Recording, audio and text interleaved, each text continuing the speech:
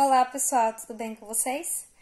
A aula de hoje vai falar sobre a chegada dos portugueses ao Brasil. Mas antes de começar a aula, eu vou fazer uma ponte com um assunto anterior. Vocês lembram que nós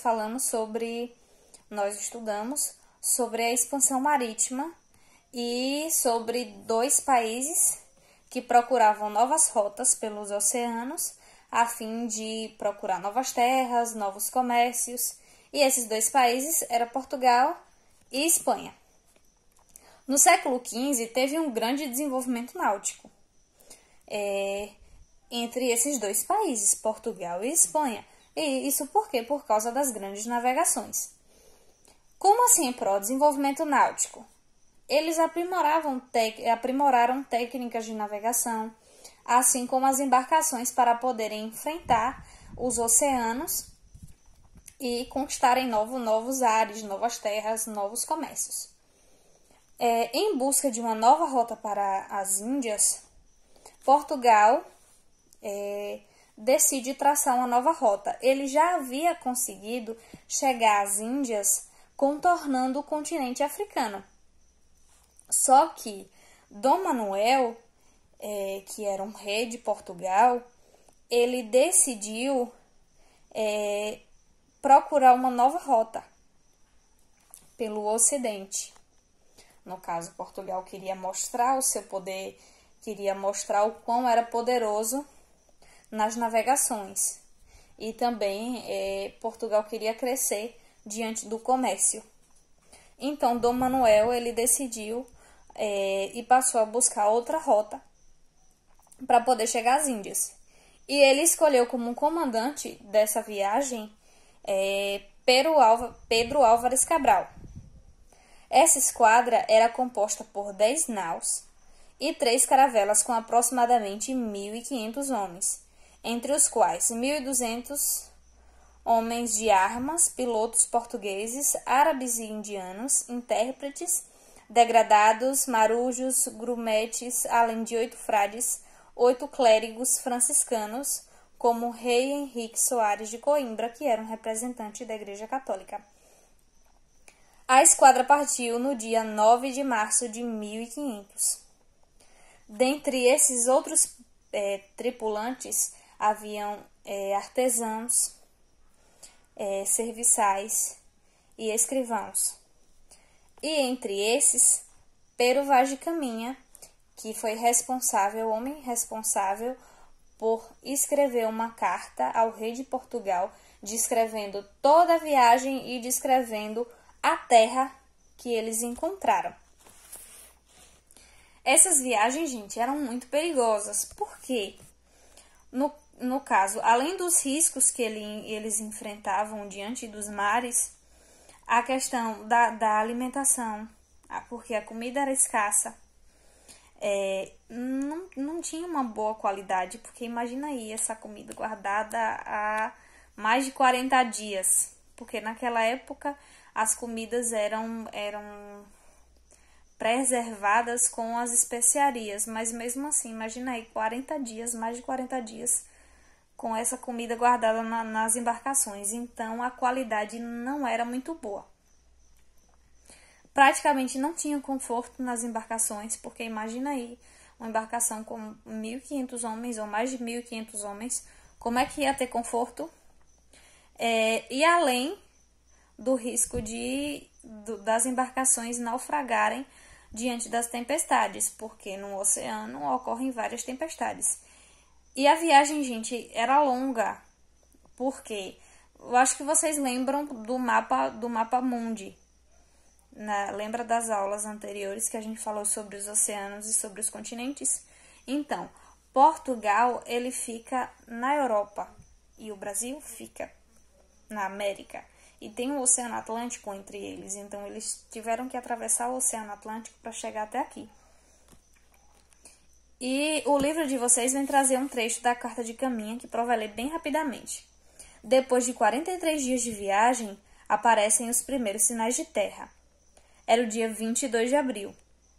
Avistamos um monte alto e redondo. Ele foi chamado de Monte Pascoal, porque era a semana da Páscoa.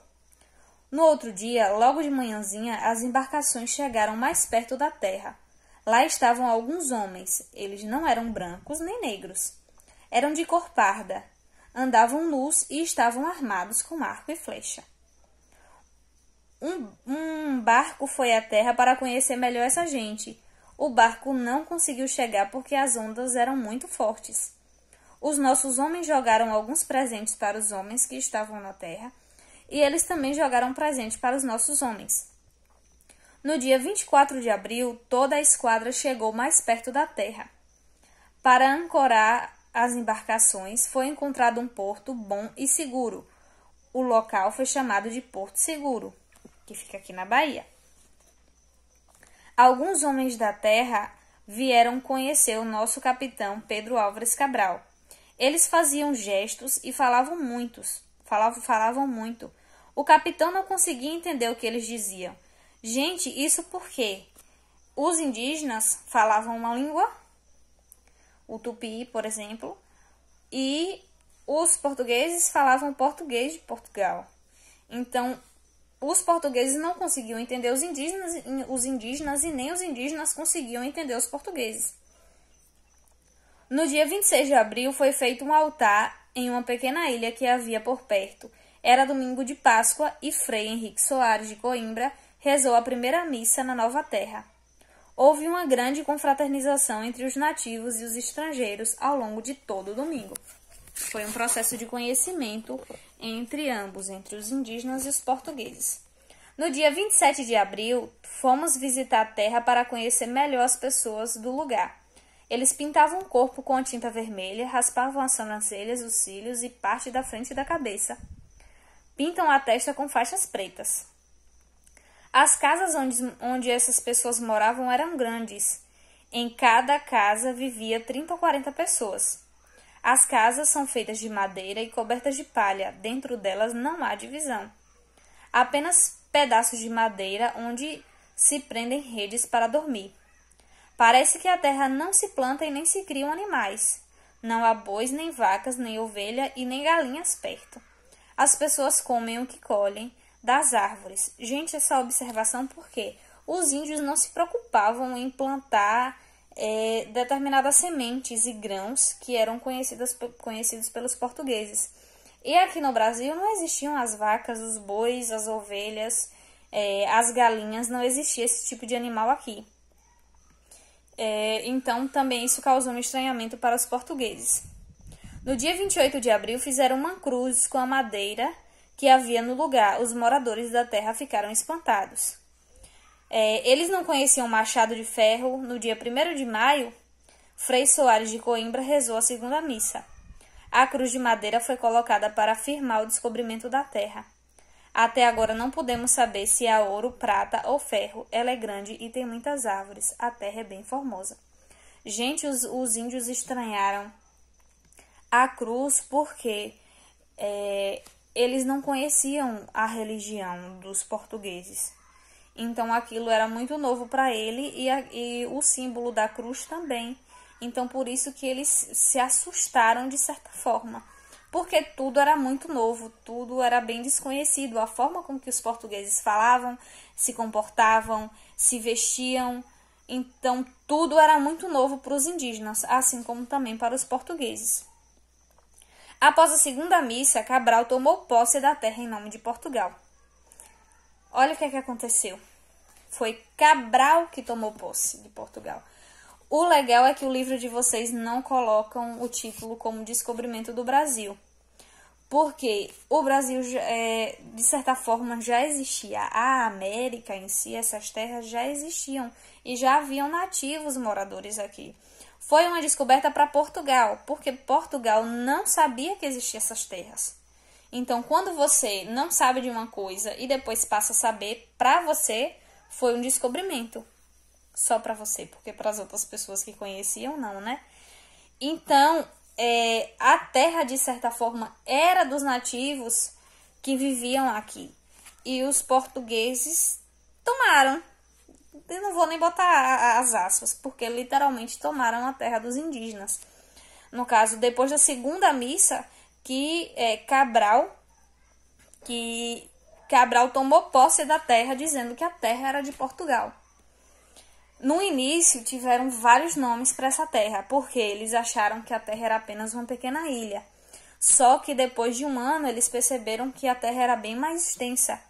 Então, no início era conhecida como Ilha de Veracruz, depois foi chamada de Terra Nova, depois foi chamada Terra dos Papagaios, Terra de Veracruz, Terra de Santa Cruz, Terra de Santa Cruz do Brasil, Terra do Brasil e, por fim, 27 anos depois do descobrimento do Brasil, que foi chamado de Brasil. Isso por quê? Por causa do pau-brasil, que foi usado muito, no caso, pelos portugueses, foi muito explorado. Então, como aqui tinha uma quantidade enorme dessas árvores, chamaram o país de Brasil. E antes, os tupis guaranis chamavam a terra de Pindorama. Vocês lembram até da musiquinha, né? Que propostou Pindorama, Pindorama, é o Brasil antes de Cabral. Então, a nossa terra já tinha um nome, que era Pindorama. E depois que os portugueses chegaram aqui, eles foram dando nomes diferentes até chegar ao nome que tem hoje, né? Brasil. Eu espero que tenha ficado tudo bem entendido. Beijão da Pro e até a próxima aula.